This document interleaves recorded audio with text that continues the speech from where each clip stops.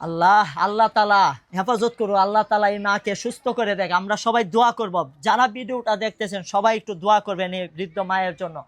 ওনার চিকিৎসা যাতে আমরা 18 কোটি মানুষ আছি, আমরা ইনশাল্লাহ সবাই মিলে যদি চেষ্টা করে 10 মিলে করি কাজ, হারি জিতি নাহিলাজ, এই বৃদ্ধ মাকে বাঁচানো সম্ভব হবে। মার শরীরটা কাঁপতেছে, হাতটা পচে গেছে, পচা হাতটা আমরা ইনশাল্লাহ আমরা যদি চিকিৎসা করাই ওনাকে সুস্থ করা সম্ভব হবে।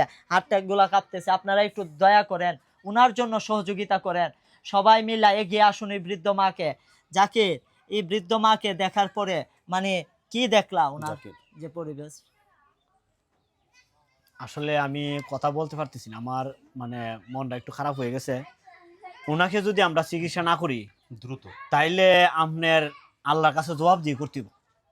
একবারে নিজেই বলতেছে যে আমারে কিছু সহযোগিতা করেন, উনি নিজে বলতেছে সহযোগিতা করেন। এই অসহায় মানুষটির পাশে আমরা দাঁড়ানোর জন্য সর্বোচ্চ চেষ্টা আমরা করবো ইনশাল্লাহ। ইনশাল্লাহ। আচ্ছা